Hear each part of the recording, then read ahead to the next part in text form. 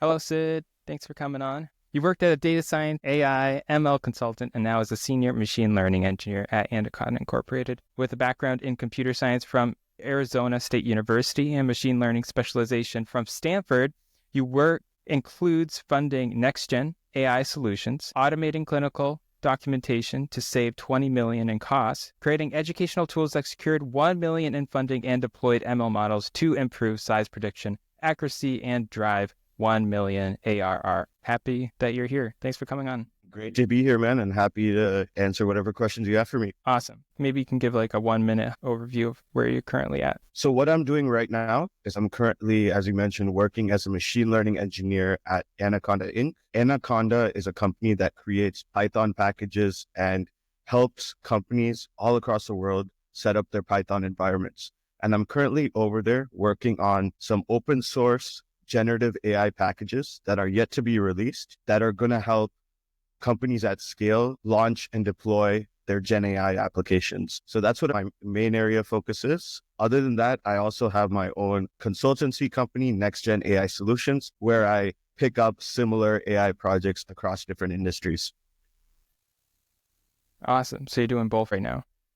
So I want to dive back into the open source libraries that you're going to be creating, but first, let's talk about that later. Back to when you were in school, and I want to go through the whole history of your work life up to this point, how you got here, and give some helpful pointers to people watching. Sounds good. You went to school at Arizona State University. What brought you there? Well, even before that, I did my bachelor's at Rutgers University in New Jersey. I'm from New Jersey originally, so it was just the best state school nearby. So I ended up going there. My journey wasn't certain at the start. I initially went down a computer engineering route. I didn't really like that route. It was very hardware focused. I switched into computer science in my second year of college, and I ended up graduating with a degree in computer science. You decided to go computer engineering route, and then you decided to switch. I know a lot of people, they have there's a cost in mind when they decide to switch. What was going through your head, and how did you justify the switch?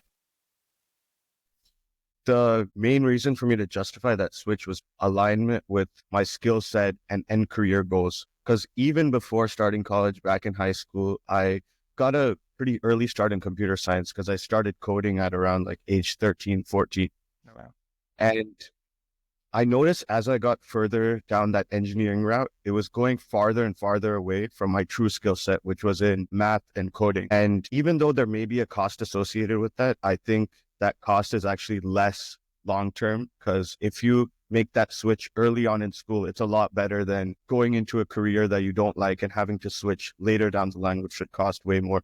Excellent. So let's continue from right after you switched. Yeah, so right after I switched, I was in computer science. I was doing a lot better because it was aligned with my skill set. I graduated with that computer science degree. Right after graduating from college, I started my first role, which is at a data scientist at LabCorp. Over there was a pretty junior role. I was basically working on models that could predict the efficacy of medications before they went to market. I was working on a very large team as a junior level data scientist, and I wanted more growth out of my career. I wanted more impact. I started doing a master's at the same time while working so I could gain better career opportunities. And that ended up working out for me because I did this online program at ASU where I got more of a machine learning background. And that's what helped me land my next role at a startup company, FitMatch AI, where I worked for 3 years. And since like 2022 to just last month, I resigned from there in December. And somewhere along the line in between, I also did a machine learning specialization from Stanford. Yeah. I know this is kind of common, but to do that, you have to sacrifice some things in your life. You're going to have to do a certain amount of work outside of your normal work, and that can be a lot.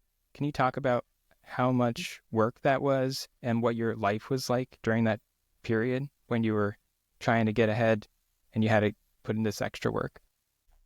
100% wanting to be a high achiever requires sacrifice. And during this time, luckily, I was doing an online master's program, so that made things a lot more manageable. The way that program was set up was that you do like one course at a time for 6 weeks. So it would work out well in the sense that I would work during the day at my full-time job and then have time in the evenings or weekends to do my coursework. As far as sacrifices go, I was so focused on just my career and end goals that really the sacrifice came in the form of like socializing, partying. I don't care for those sorts of things. I would rather just spend that time working towards my career and goals. And how much time do you think you spent studying and putting in this time? Do you have like a certain amount of hours a night or week that you would say? I would say while I was doing this master's program, I was spending maybe like 15 to 20 hours a week on that. So if I spent like 4 hours a day on the weekends and then like 1 or 2 hours a day on the weekdays, that was plenty of time to get everything done. Sometimes when we go through these times, you have to sacrifice other parts of your life. I think there's three major parts of our life. We have health, relationships, and career. And then there's also fulfillment. So how did those get impacted during this time? Yeah, definitely. I value all of those a lot. Having a great career and making money is awesome, but if it comes at the cost of your health or relationships, it's not worth it. So as far as health, I take my health very seriously. I'm in the gym 7 days a week. First thing in the morning, I go at like 5 a.m. every single day. This helps with keeping a solid routine, keeping my discipline up, and that discipline that I put in the gym and my workouts translates directly into my career. I use the same discipline when it comes to studying every day, putting in the work every day to become a better engineer that I do to become better in the gym as well. I think they're both highly correlated, career success versus your health condition. And as far as relationships, the main point of me working hard in my career is to give it all back to my family. Family is very important to me. So if I'm not working or taking care of myself in the gym, all the remaining time goes towards spending time with my family, spending time with my girlfriend, taking care of my dog. And that's just how I live my life, working out in the gym, working and spending time with family. That's all I really care about. Yeah. So when did this all start? So I'm just going to go back in on this. When did you get this drive to have this balance and focus and worth ethic to get to where you are? Where did that start? I would say it was definitely not like all at once. It was a thing that gradually gets built up over time. And as the results started coming in, it motivated me to go even harder. So if I think back like 3 years ago, I started my first job out of college. I wasn't making much. I was making like 40,000 a year. It was pretty bad for an engineer at least. And at that time, I started slowly seeing a little bit of money coming in for the first time. Then I started seeing data scientist positions paying like 100,000. So I was like, if I just work a little harder, maybe I can get that. And then I got like 100,000 in my next year. And then once I saw the results, that like motivated me to work even harder. So that was the time when I started putting even more time into learning. And then I got my next position. I was making like 200,000 a year in the next year. And then I slowly started seeing the results stack up. And then I increased my level of effort proportionally to match that. So for me, I felt like I was unconscious until age 26. And then I became conscious and started focusing on what I wanted in life. Was there an age for you that this shift happened where you're just like, I'm going to focus hard? Definitely, yeah. And I completely relate to that like feeling of being unconscious. I call it like being an NPC. Like I think I was an NPC until like age 20. And what I mean by that is I had no path or vision for myself. I was doing what's right in front of me. So my parents told me to go to school and study hard in school. I just did whatever they tell me, which definitely helped because my parents raised me well to put a big emphasis on education. So I'm very grateful for my parents raising me well. When I was a kid, my parents would make me study, whether it was vacations, weekends, whatever. They're like, if you want to do well in life, you need to focus on your education.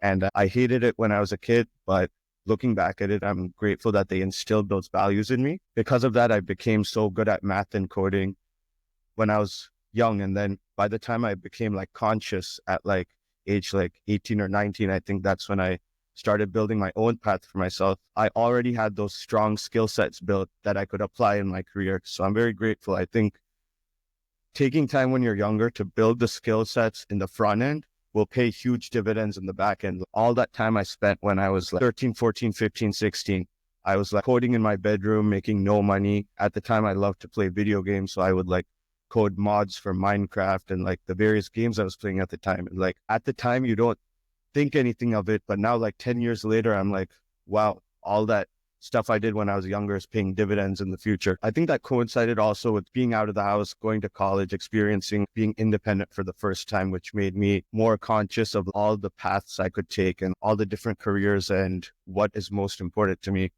There's a whole college conversation going on, where is college worth it to a lot of people that are a lot of teenagers or people thinking about going to college. So in your mind, it sounds like it was worth it, but I want you to talk about what mindset people should have when they're thinking about going to college. I think, yeah, there's a very mixed opinions on college. The main argument against college is that it's just so expensive. People, if they're not careful, can end up with lifelong debt. That's the main thing people should take caution of. Personally, I had a very positive experience in college. It's beneficial for people who know where they want to go in life. If you want to become a doctor, if you want to become an engineer, there's very straightforward paths through school to get there. If you're certain of going down those routes, then college is definitely a good choice. If you're uncertain, if you have no clue what you want to do with your life, then going into like large amounts of debt to figure that out is probably not the best way to do it, because there's a lot of free educational sources online that are just as good as college. Maybe if someone is more unsure, then I would recommend them to maybe take free courses online or at a community college and figure out what they want out of life for a cheaper cost than lopping like $30,000, $40,000 for a year of college. So let's go back to right after you got your master's, you got the new job at the startup. That's correct.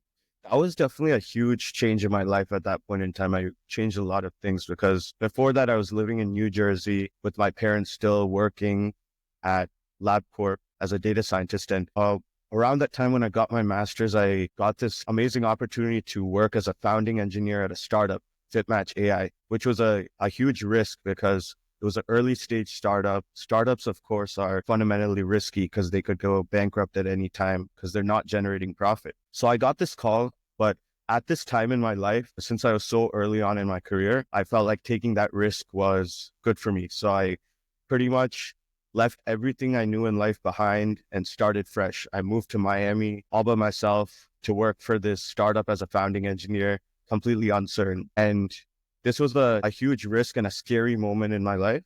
But looking back, I'm so grateful that I did it because working for that startup gave me a ton of experience fast. Because working in a startup environment, you need a lot more responsibility because the company is small. The future of the company is uncertain. So that puts much more risk and responsibility on your head. And I ended up working for that company for 3 years until very recently. And it was a great experience.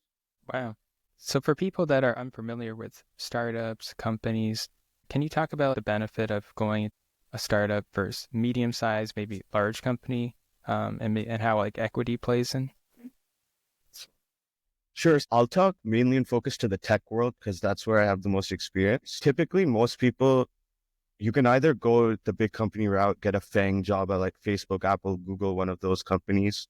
The main benefits of going that route is you have a very stable life. You're going to get a very comfortable salary, probably like over 150 or 200,000 right off the bat.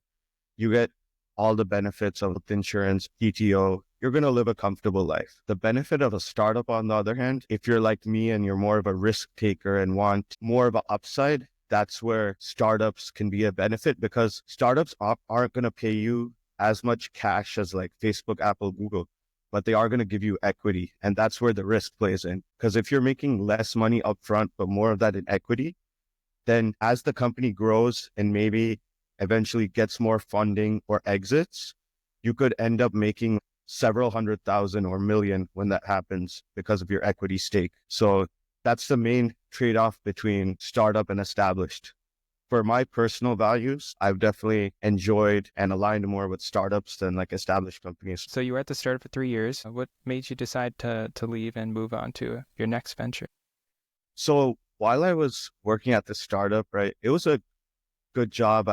Just to give everyone some context, the company was called FitMatch AI, and they were working on AI solutions for the retail e-commerce space. For example, one of the projects I was working on was a computer vision app that could take images of a person and predict their clothing size using machine learning. That's just to give some context. It was a great company. I learned a lot, gained a ton of experience, but I just wanted more growth out of my career, which is what I ended up leaving. While I was working at that company, I ended up starting my own consulting company on the side. Basically, what my consulting company does is I work on a part-time basis as an AI or machine learning engineer for various companies and do things on a more shorter term basis, like either 3 or 6 month contracts. So while I started this consulting company on the side, I ended up picking up a lot of demand and getting a ton of opportunities. I was getting so many opportunities that I was making more money on the side than I was for my main job. I realized there was so much more upside there, and I ended up quitting around a month ago. And I also got a great opportunity at